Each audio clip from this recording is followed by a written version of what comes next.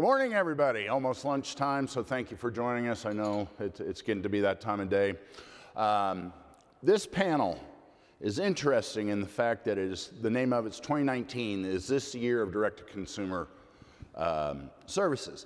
Interestingly enough, I moderated this exact same panel in New York in May with the same title, the same description. 6 months later, everything has changed. That's right. Including my panelists. So, my name is Rob Dillon. I'm the former digital operations manager for Tribune Television, Tribune Broadcasting, Tribune Media, however you want it.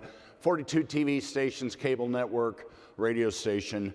I was over all of our OTT offerings, our direct-to-consumer AVOD. And my panel has actually changed from what it was 24 hours ago. So we're just going to go down the list and let everybody introduce themselves and what they're responsible for and what they're bringing to the table. We'll start here with Jim. Hi, I'm Jim Long. I'm CEO of a company called Didya. We're doing a platform and applications to put broadcast television over the internet in a geofenced way. You've heard of that before. We're operating now in LA, San Francisco, and Phoenix with a trial. We'll be expanding to 3 more markets soon. This is my 3rd streaming media startup. The first one was in the 90s. The second one was earlier this century. And now this one I've been working on for 3 years. And anyway, that's me. Good morning. My name is Josette Bond. I'm Managing Director at Digital Media Strategies. We are a boutique consulting firm that specializes in OTT video services and in content rights acquisitions for digital platforms. Our clients include international telecommunications companies, as well as some of the technology companies that service the content delivery market.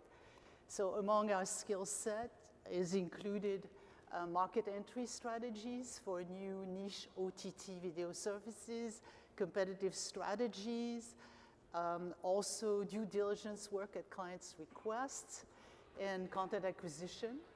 Recently, we've added board representation for media-facing technology companies to our skill set.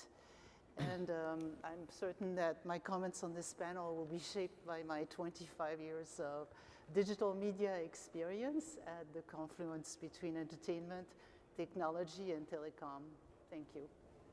Great. Good morning, everyone. My name is Mike Green. I look after product marketing for Brightcove. For folks who aren't familiar with Brightcove, we're a leading cloud provider of services for video, working with publishers and like Meredith, or broadcasters like Tribune, or OTT services like Acorn TV, owned by AMC, which is the best of British, for example, in OTT.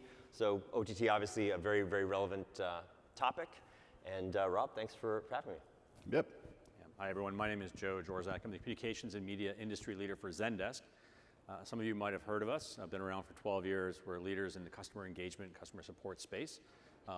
We are also leaders in the direct consumer space. We work with leading brands in the consumer services and consumer products markets like Freshly, Instacart, many others, but also in the media space. We work with companies like Bleacher Report, Pluto TV, the list goes on and on. I'm excited to be part of the panel today and really talk about the role of customer experience and customer engagement throughout the life cycle, as opposed to just something that happens when things don't work. But thank you. Great. And so I noticed someone's here, so I'm going to do a public service announcement real quick before we jump into this, because we ran into this all week. This is Mike Green from Brightcove. The gentleman right here at this table is Mike Smith from Brightcove. Everybody seems to keep getting them checked up, so write that down in your notes. Mike Smith, Mike Green. All right, so now that we got that out of the way, our first question at Streaming Media East in May was, let's start with the big question, do the big 3, and now there's more than that, but do the big 3 SVOD players, which would have been Netflix, Hulu, Prime, have reason to be worried with all the oncoming SVOD services that are coming into the market, of which one has finally launched, which would be Disney Plus last week, and we still have HBO Max, sorry, Warner, and Peacock's coming next year. Do these services have reason to be concerned? And let's just start with Jim. Well, I think for sure they do, and I think it was totally predictable. First of all, not that they are going to completely disappear, but providing VOD services for content is not exactly rocket science, right? So if I owned Friends, boy, you better believe I would be the one that wanted to provide it, because there's no real need, necessarily. You can also license it to Netflix too, right? I believe you make consumer choice is that, we're out of the cable bundle era, we're now in the consumer choice era. What do? You make Diet Pepsi available in every darn store in America, right? And so you do the same thing if you own Friends, and by all means, you put it in your own app. So I think that's totally predictable. Obviously, Netflix felt empowered enough to start doing their own programming, so competing against their suppliers. So so they're trying to change the game. So I think everything that's happening is the right thing, and I think it's really good for consumers. And it remains to be seen how interesting Hulu and Netflix will be in the future for their vast libraries, but I wouldn't count them out or anything. Excellent. Josette? I do believe that there is going to be some market share attrition for companies like Netflix, Hulu, and even for Amazon Prime. However, I don't think any of these three are particularly in jeopardy, and that's for different reasons, right, on a case-by-case basis. So Netflix has had a tentacular reach overseas, which makes it strong. Its reliance on original content makes it super strong as well. So I think Netflix is certainly okay, although it will suffer some competition. Amazon Prime is actually totally subsidized, as you know, by Amazon's formidable retail empire, so is here to stay. As far as Hulu is concerned, now that it's 100% owned by the Walt Disney Company, I believe that there is going to be room for it to be either folded in Disney Plus or perhaps more likely be bundled with Disney Plus. So it will continue to exist, I believe, as an entity. I think Josette did a nice job with that. I'm not going to go too much deeper. My quick take is I'm not worried about any of the three you asked about, Rob. I mean, Netflix has a huge lead in terms of their capabilities technologically. They've got tons of data. They've gotten really good at content, obviously. We heard from guest Kevin Meyer at Disney this week was talking about the future of Hulu and it going international. And of course, they've got optionality there with their current ownership structure. And your point about Amazon is well taken. Yeah, I think the only thing that I would add there, if you think about all the players in that space, Netflix is really subscription only.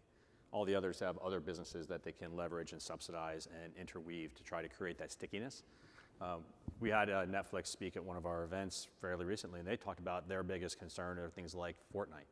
So it's the attention economy as opposed to all of the other players. So you have to think about it more holistically around all the other entertainment options that are out there, and how do you continue to differentiate not only against your competitors, but also the broader spectrum. And I think, in that case, they're, like you said, they're doing a lot of work around data, understanding what consumers want. I think the only thing they need to be concerned about is just the amount of money they're putting in, and can they get the return on that investment. The $15 billion that they put in, $18 billion they put in this year, and the other players are following right behind them. I think it's going to be really challenging for them to maintain that kind of investment and get the quality content they need.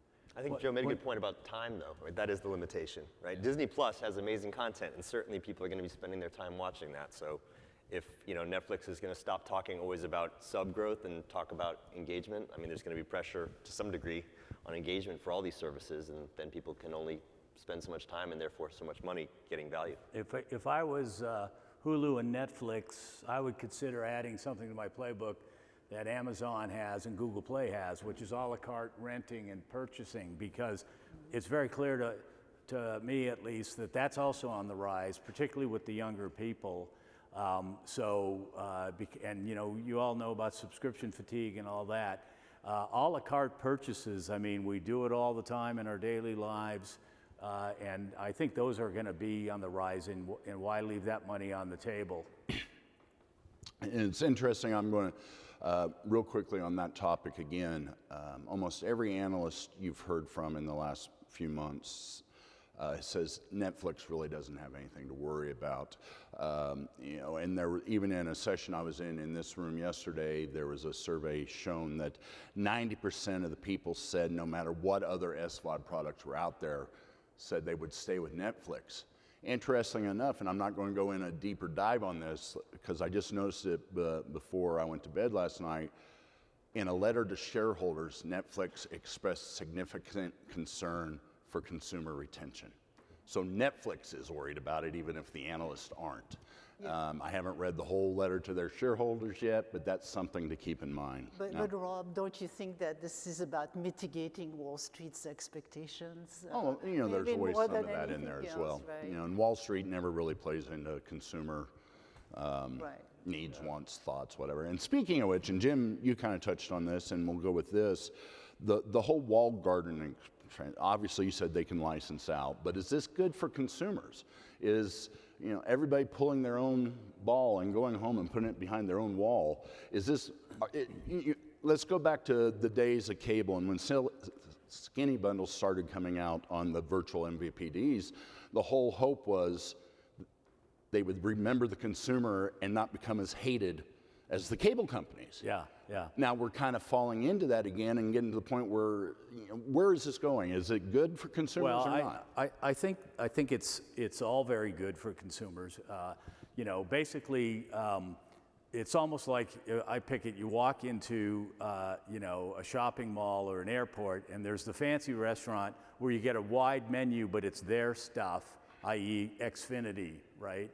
Or you can go to the food court and go and sample a whole bunch of things. Your family can spread out, one with Netflix, one watching live broadcast, whatever. And clearly, the customers are spending more time over in the food court now than they used to, but that doesn't mean the great restaurant or the great one-stop shopper is gonna go away. I mean, clearly their percentage of viewing hours is gonna come way down. It already has. I think cable bundles, whether it's YouTube TV or Xfinity, are less than 70% of homes now. But you know, it's not going away forever or anything like that. And the consumer gets the choice to do it. If you want one-stop shopping, one bill, you want one person to tell you what recommended is fine. You know, you can do that. If you want to have it a free-for-all, which we all sometimes do, you can. You know, the real issue is, I think, I'd be curious what you think too, we used to think it was the MVPDs that were the one-stop shoppers. Now we've got Roku, Fire TV, and Apple TV, who are now coming in to try to supplant them as one-stop shopping. So, plus their own content. So it is a free-for-all. If I may I? Okay.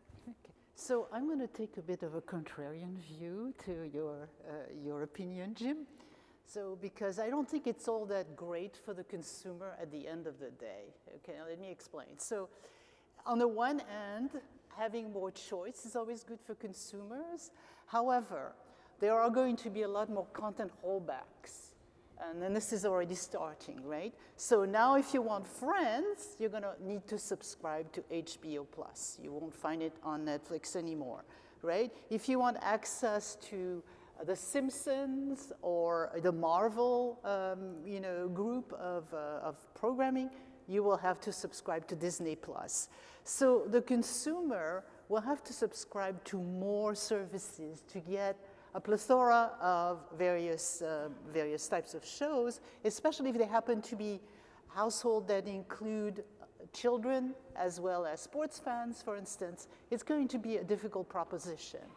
So I ironically see a return to an aggregator of sorts that would actually offer a version of these services, but aggregated. You were talking about one-stop shopping. I don't think there will ever be one-stop shopping anymore. I think that concept is unfortunately not there anymore, not part of the current economy.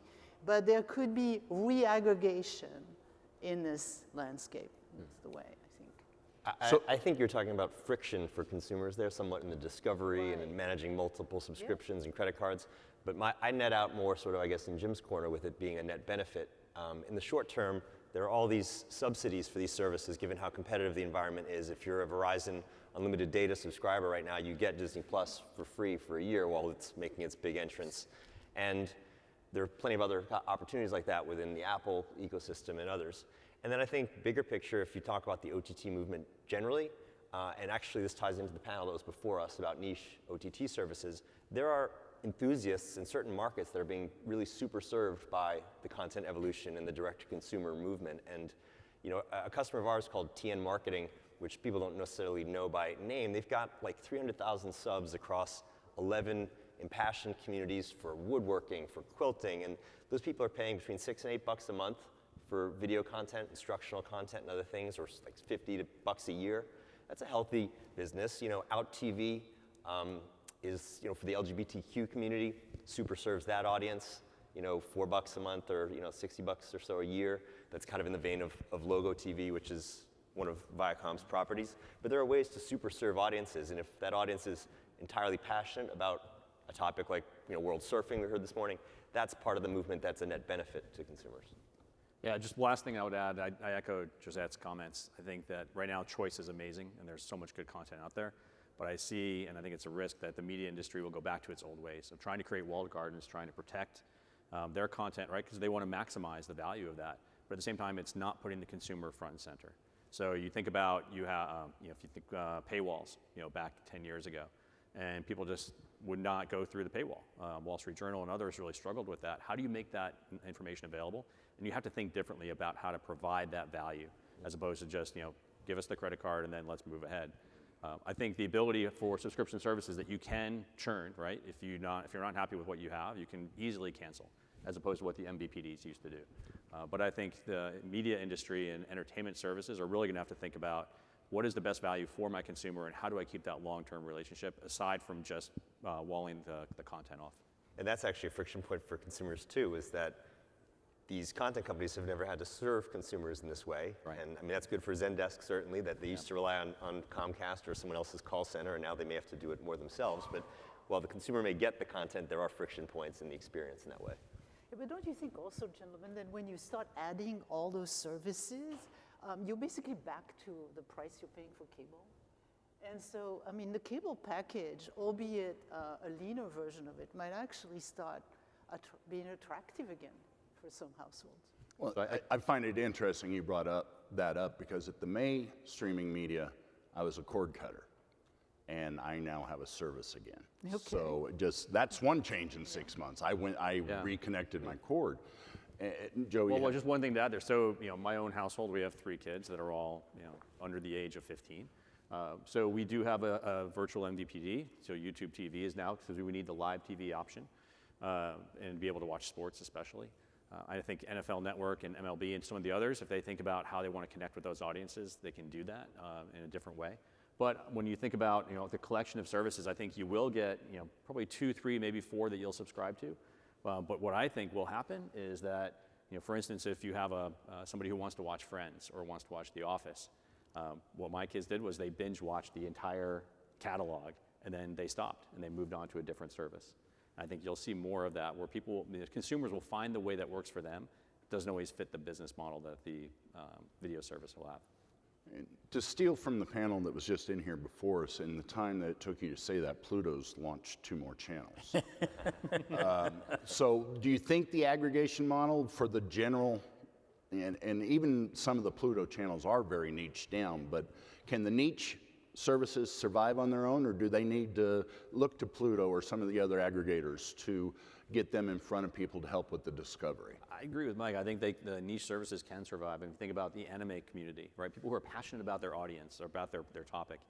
And if there's a service that fits their requirements and it's easy to subscribe, it gives them value over the long term, and the experience overall is really positive, they'll stick with it. And if you're that content supplier, and I would say this to maybe even Disney, why not still have some stuff on Netflix, right?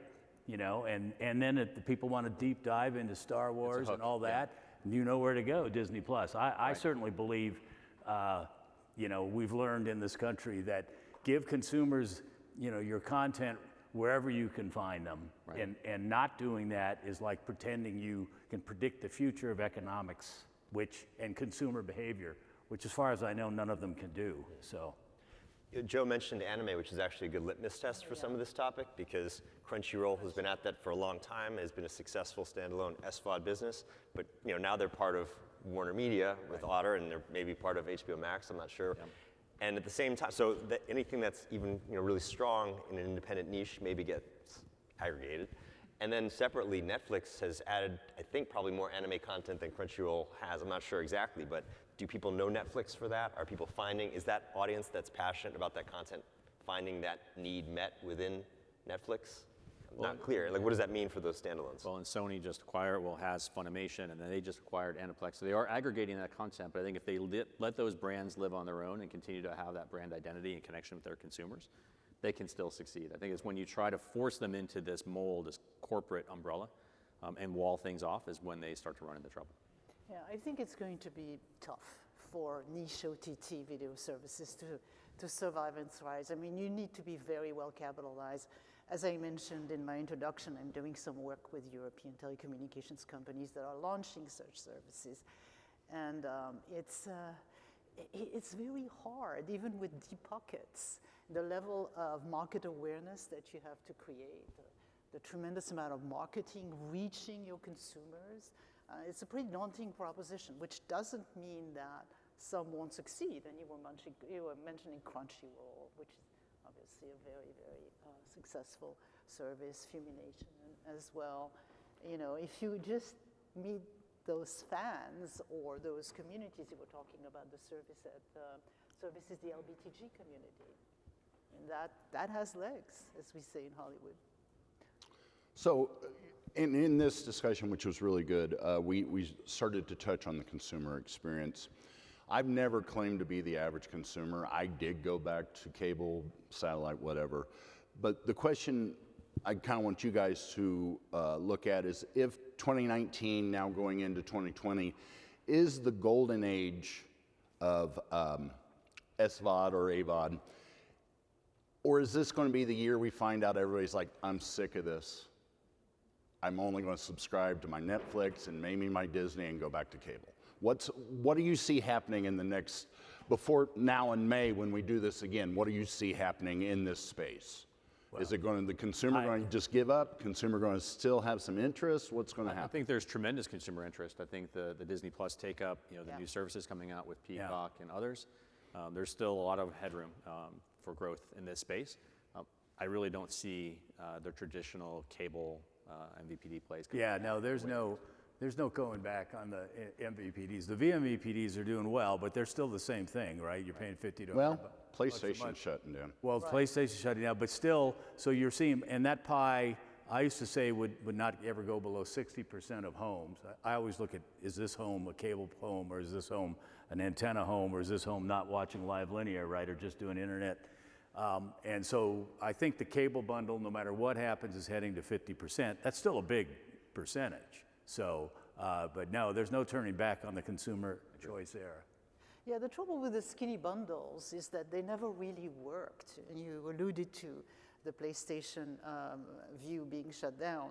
But the reason why they never really worked, and in my previous job we did a very in-depth economic analysis of that phenomenon, is partially because it's extremely difficult to cater to consumers' tastes in families that, again, have young children, as well as sports fans, for instance, right?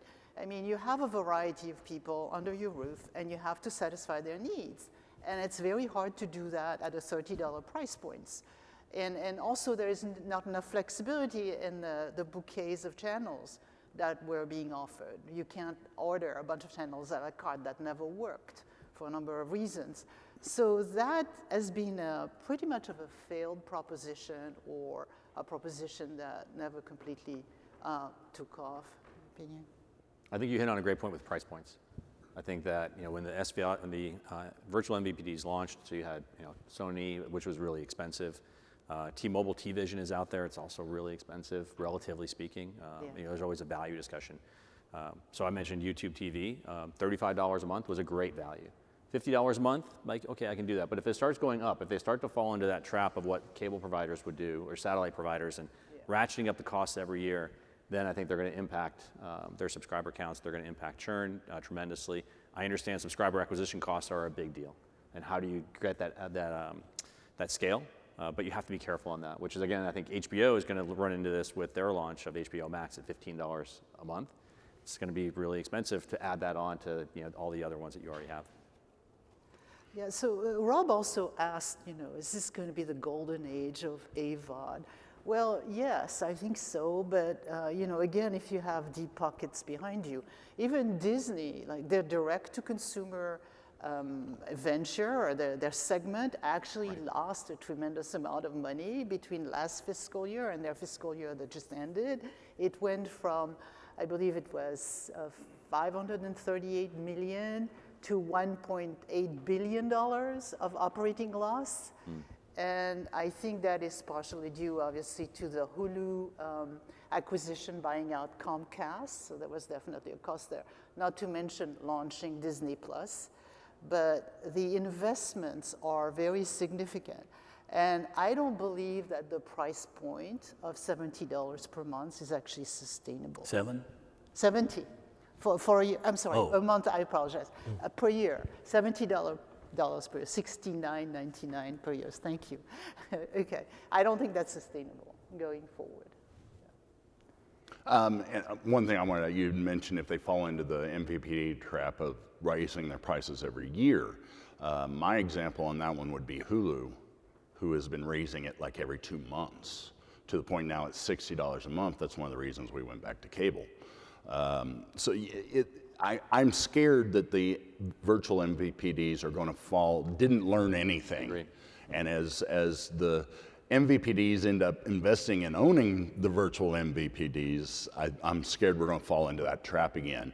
So then on top, in my case, I was paying $60 a month for Hulu and $100 a month for internet.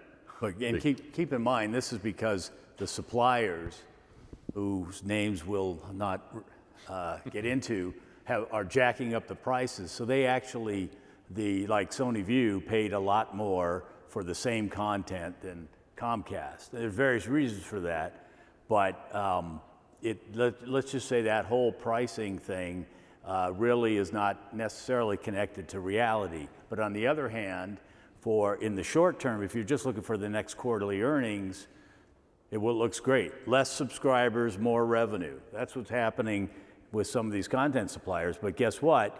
You know, in traditional business school, we learned that's called the death spiral, right? Now, there's no death spiral happening here, but it is basically telling the consumer, we don't care if you're gonna cut the cord, because the people that are still gonna stay behind, we'll just charge them more and make it up that way. That obviously is running out of gas, I think. Agreed. Any other thoughts on this topic before we move on? It's just interesting, you know, all the retrans fights that used to happen and blackouts would take place, and people eventually get fed up and look for alternatives. You know, I give Comcast a lot of credit for thinking ahead, right, with the NBC acquisition back in 2012, and then really thinking about their consumer experience, launching new platforms and trying to diversify. Yeah.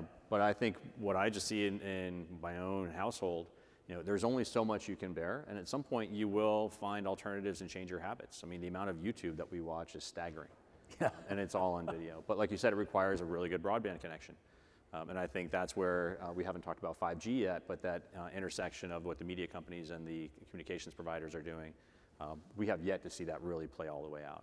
It's going to be fascinating to watch. Yeah, with 5G, there are going to be more partnerships, a la Verizon, Disney Plus. So yeah, in fact, this is perhaps where the industry is heading. So this return to grabbing some of these streaming services and making them part of your offering, a la what Comcast Xfinity is doing with Netflix, right? I think you're going to see more and more of these partnerships going forward. So And hopefully not exclusives, right? No, because no, then no. but to your point, the consumer then does start to lose, right? If you're not on, well, LA, if any of you are from LA, all my friends that are Lakers fans or Dodgers fans now hate, you know, any cable company because they can never get them anymore. Right. But anyway. So let's stick on that topic for a minute, Jim. A lot of the articles I've been reading lately saying the holy grail for DTC isn't Disney Plus, it isn't Netflix or any of the existing, it's not even Peacock, it's sports. And the leagues, whether it's the lacrosse league or cricket league or everybody but the NFL league, is working on their own apps. Do you think they're going to stay siloed like that and end up basically niching it down as tight as possible? Or do you think they're going to start trying to jump in with Pluto and Roku? And If I may, I think they got to do both, but you can see it in MLB, right? They've maximized their revenue per viewer by getting nichier, and look at what's happening to ratings and attendance, to be frank, right? All the major sports leagues that are really doing that in spades are losing, even though short term there's some nice revenue bumps. So if you look to someplace that's doing it right, I think it would be soccer, right? Yeah. Which is really freely available. Plus they have their own apps for deep dive, and now the consumer can decide where to get it. I would argue that there's a lot more going on with MLB besides just that strategy as far as the popularity and the ratings and that sort of stuff. But I would say that someone who I think is doing it right is the NBA. The NBA has been constantly innovating, whether it's Yep, I'd agree. packages where you can stay in the arena and watch the dancers instead of going to commercial, or buying the last quarter of the game, or buying a 10-minute pass for some amount of money if that's how much time you have before you're getting on your flight or whatever. Like, there's a lot of innovation there, and it's combined with a very, very passionate and growing fan base. Yeah, absolutely. They're very, very cool. Yeah, and they do experiment internationally too. I think some of these, this has been a very domestic, North America lens on the conversation, but there's a lot of opportunities internationally, and these people who've taken certain markets to experiment in and then bring the learnings home. I mean, even Disney Plus launched in the Netherlands to try and get a feel about how it would perform before they rolled out here. A company who I think is pretty interesting is actually a joint venture between Warner, Sony, and Singtel, the telco operator in Singapore, called HOOK. And HOOK is doing like a skinny bundle, but like 100 or so live channels. And their distribution is like every model, FVOD, SVOD, AVOD, and they have a partnership with Grab in Asia. So their motto, or their kind of vision, is 1 million stories to 1 billion consumers, because they're in like the Philippines and Indonesia and Singapore and India. And they cut a deal with a company called Grab, which took over Uber's Southeast Asia business. And in the Grab app, you can now live stream HOOK and all these channels in there, and with server-side ad insertion, like really sophisticated stuff. So I think a lot of, there's one example, but they have big, American, and in this case Japanese, corporate owners who probably can learn from audience behavior in certain markets. Like, those guys have really prioritized mobile, given obviously the viewing patterns in those markets. So I think that's maybe where some of these leagues can understand. We heard, the Surf League was talking about how their content is very weather dependent. And so for them, it's very much about like, what notifications can we give people that the waves are good right now, tune in right now, it's about to be great. Everyone's got their sort of unique challenges for their audiences, and who can kind of figure those out quickly, act on the user behavior and opportunity, that sort of thing. Yeah, I think the thing to add to that is just the idea of innovation and iteration. So you're right, NBA is doing an amazing job. In terms of the aggregators, companies like beIN Sports, so the ability to take that content and be able to reformulate it for different channels or different mechanisms. So if, again, a lot of it's being targeted to mobile, how do you make that more consumable? A 90-minute soccer match is hard, but to do 30 and 30, right? So you can be able to get a 30, compressed down into 30 minutes, can be a really compelling option for somebody that's really focused on that, that particular sport. But I think that's a space where there's a lot more that can happen. Because I think right now you think about NFL and all the money that DirecTV used to spend, right, to rebroadcast, or Fox and the others. I think there's even a larger market out there if they can think more creatively about how they go direct to consumer and how they package the content appropriately. Excellent. Mike, you touched on this, so we're going to run with this one a little bit. We've been talking a lot about SVOD, especially back towards early summer, and still today there's a buzz around going retro with everything going to AVOD. For example, YouTube moved a bunch of their originals to AVOD instead of SVOD. Why do you think people are looking at that retro model, and which is actually the winner? Is it SVOD, AVOD, or a hybrid, which you kind of brought up the hybrid model there? Yeah. Which one's going to win out?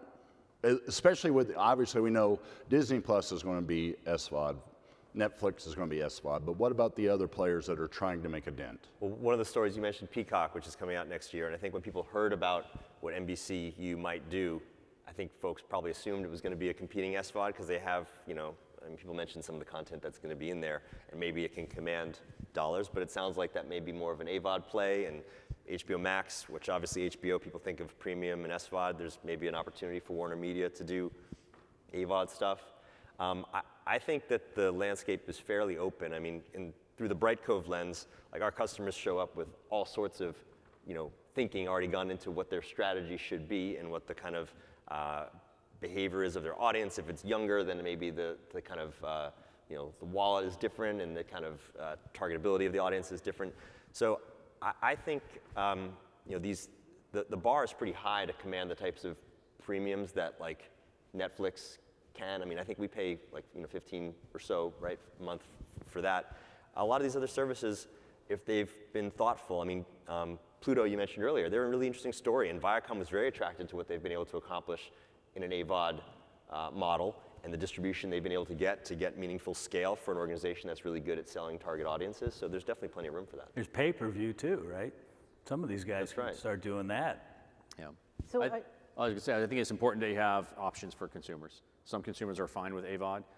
Some are willing to spend extra just to have SVOD. I think what's frustrating, and if you're a Sirius XM subscriber, you think it's going to be all music all the time, but it's not. Yeah. And so you have to be really clear on what is the value proposition. And if you start trying to, I think, encroach on the consumer's trust by slotting in things that they didn't agree to, either pre-rolls or interstitials or other things like that, you have to be careful on the impact of the consumer experience. Yeah. A lot of people wanted what Hulu did, right? Which was Hulu was one of the first to really do the hybrid model well, right? The $10 a month, no ads or less with ads, Yeah, and people look for platforms that offer that sort of flexibility where you can really create offers and packages and change for certain audiences and specials. And I mean, from a technology perspective, something like Hulu, got people thinking and made the demands of a Brightcove and other players like us, higher because the user expectation is high. So I'm going to make two comments, and they are going to be somewhat contradictory. I mean, the first one is that, yeah, the time of AVOD has come because of the more refined ways that advertising is being served to consumers, okay? So more and more consumers will tolerate advertising if it's more targeted. Okay. Now that hasn't happened as fast as anybody in the industry wanted, because we were talking about that 15 years ago, right? And 10 years ago when I was at Cisco also. But it's finally starting to happen, right? So there is going to be an interesting market to capture in terms of dollars. So that's, that's one statement. The other statement is that, overall, those services do not really generate that much cash from advertising yet. So while there is a great improvement in the technology, it's still not quite immediately translatable into revenue. Kind of stick with this real quick. None of us are 100% sure what Peacock's going to do when they launch. Obviously, the rumors is it's going to be AVOD. You have to assume that the executives at Comcast and NBC, when they thought up Peacock, assumed it was going to be SVOD. If you would have been in the boardroom, what would have been your aha moment to say, we really don't want to do SVOD?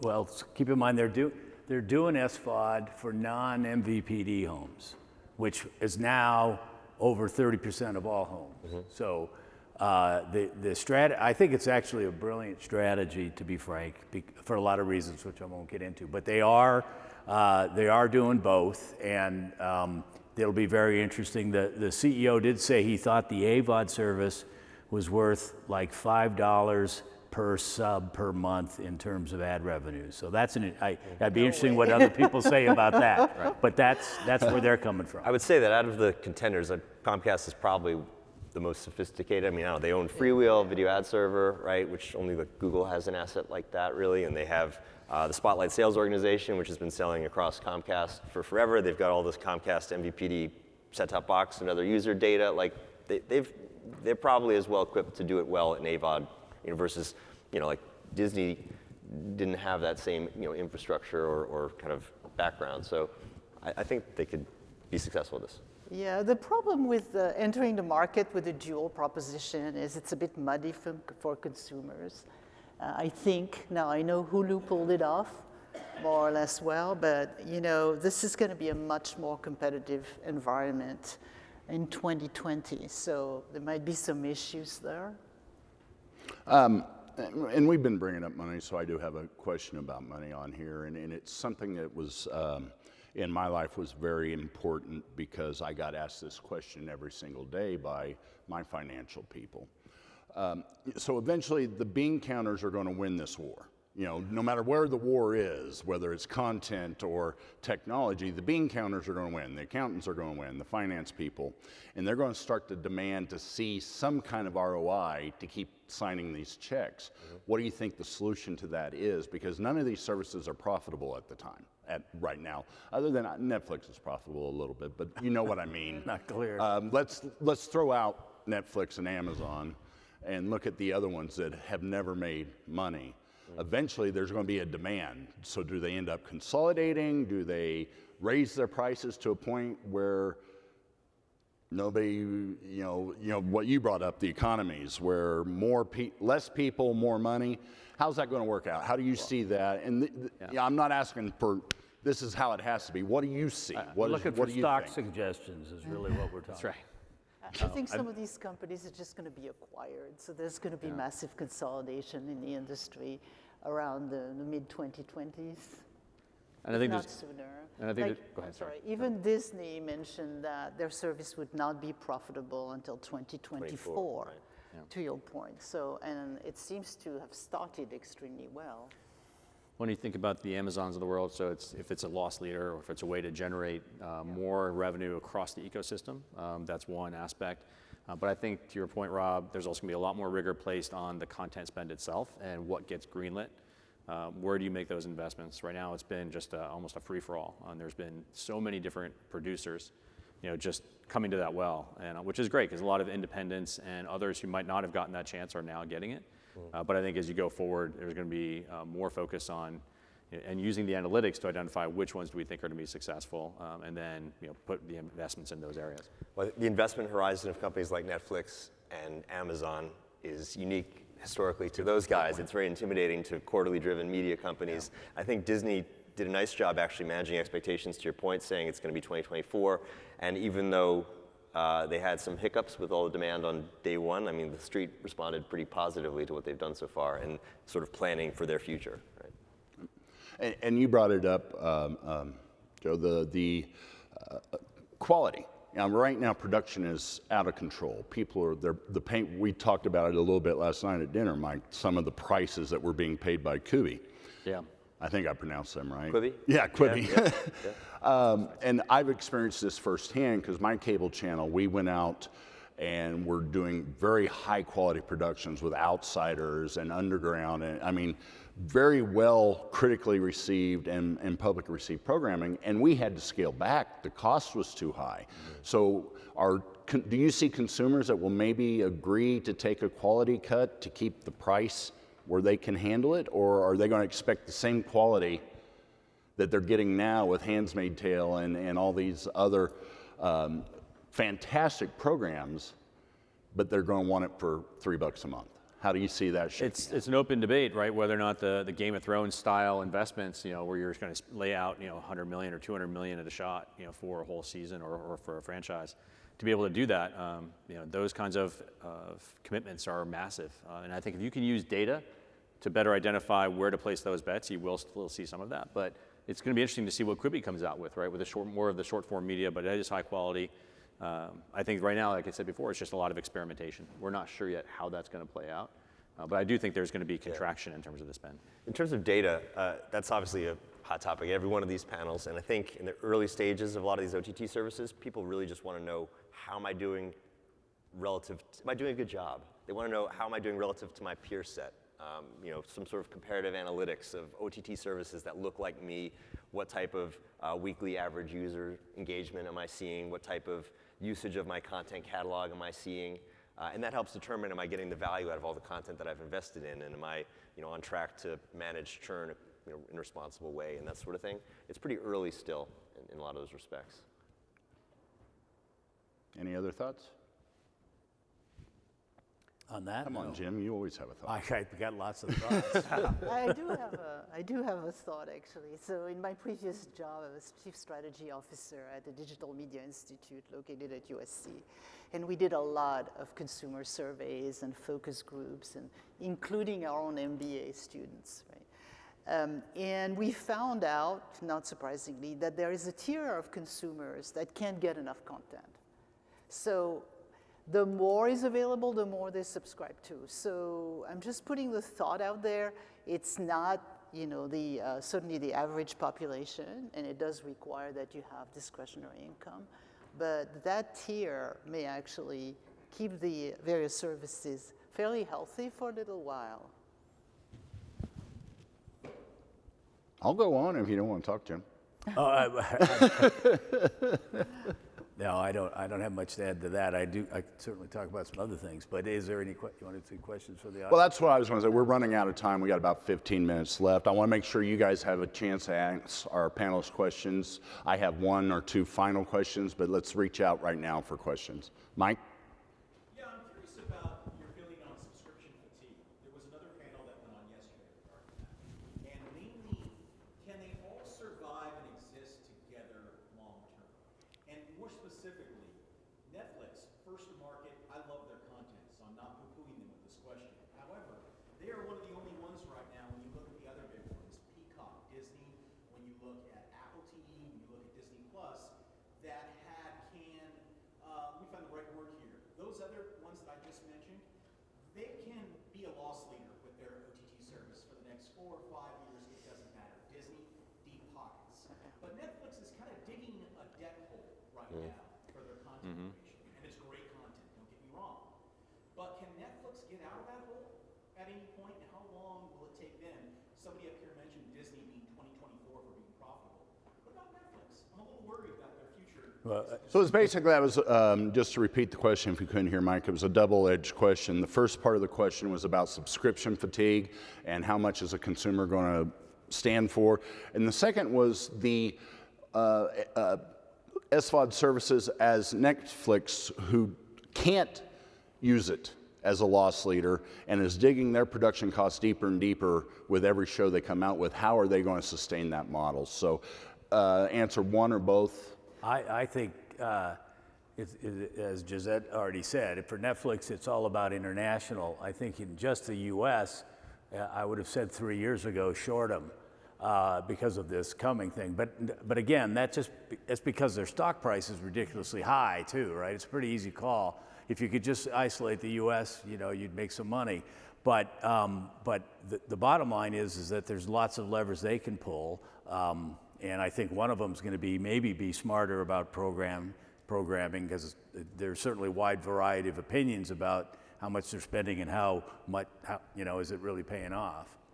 So my colleague on the panel there talked about data, and Netflix's strength also is the unbelievable amount of data that they have on their subscribers, right? No one has this level of data. Right. So that unto itself would actually justify an acquisition of Netflix by actually bigger pockets, deeper pockets than them.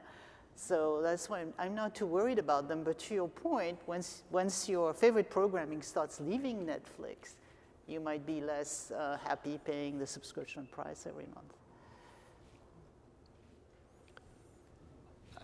Nothing? Plenty of other people want to. I would just say that the question about like how many subscriptions people will bear. I keep hearing 3 to 6. Yeah, I wouldn't bet a lot on that. It's going to be, there's so many TBD. Well, Yeah, a lot of people have questions. Yeah. You guys want to say? No, I think on the subscription fatigue, again, maybe that number is right, but I think it's also, what does that overall experience look like? Obviously, you turn on the TV or you start your phone, you want to be able to consume content, but then what flexibility and options do you give to your consumers to be able to personalize the service? How easy is it we talked yesterday in one of the tracks around, can you pause the subscription? Otherwise, you're going to see people taking creative approaches, right? Consuming the content they want, stopping, going somewhere else. The idea is how do you keep them for the longer term? I think Netflix, with their data trove, is in a good position to try to maximize that. I also don't see them slowing down on content spend right now. They need to find those hits that appeal to the broadest number of people across their 110 million plus subscribers. It's going to be interesting to see with Disney Plus, right? Once The Mandalorian kind of runs its course, what's next? So, Sir? Yeah, actually, I think you missed it. Since you're running the panel, Pluto has added another 5. Oh, okay. true. Point, if you take the flow of niche guys, run out of SVOD, they go to AVOD, they can't go out on their own, so they go to a Pluto. Is there a potential for a choke point for smart TVs that are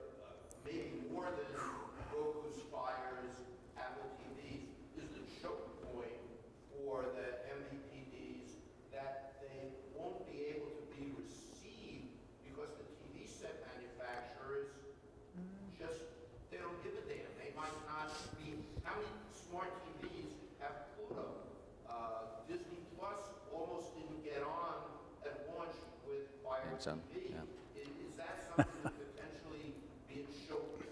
I find it's interesting you bring that up, especially with the higher end TVs.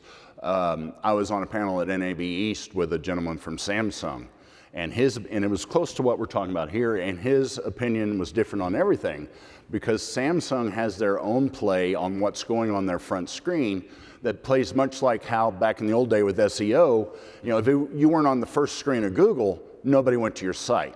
So Samsung was like, okay, we're happy to put these services on, but we have a different determination and eligibility to be on our front page. So yeah, you're right. It's the TVs manufacturers have a different agenda. And so how are even Pluto, who's one of the largest, how are they going to deal with that? What's that?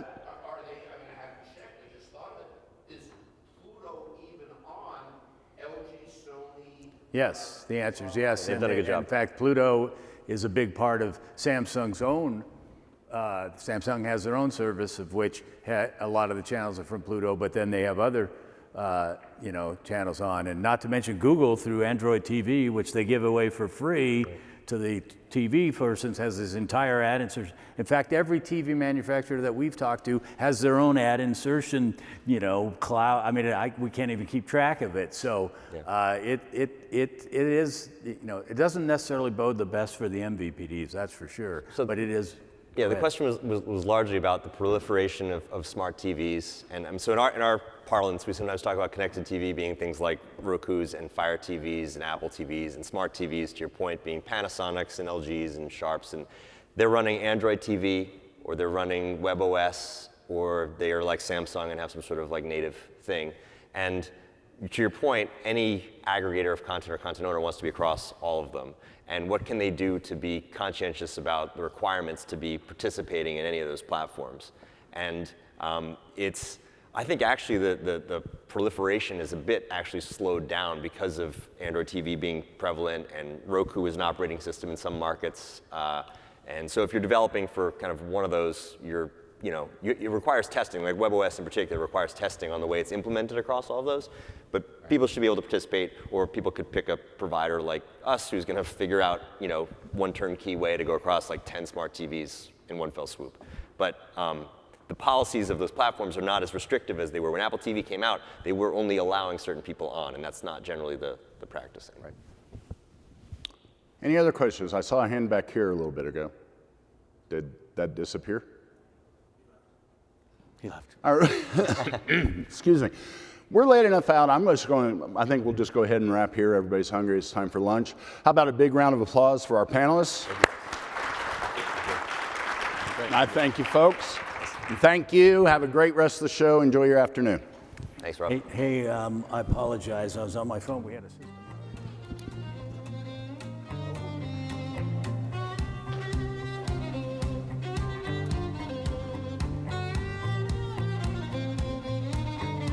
Oh, no problem.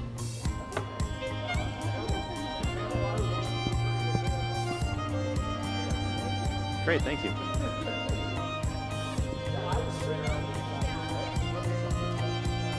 Yes, I am. I'm from Canada. Right. And we want to use your product, but we can't because it doesn't meet the Canadian privacy and data. security. Right. Yeah. So you know,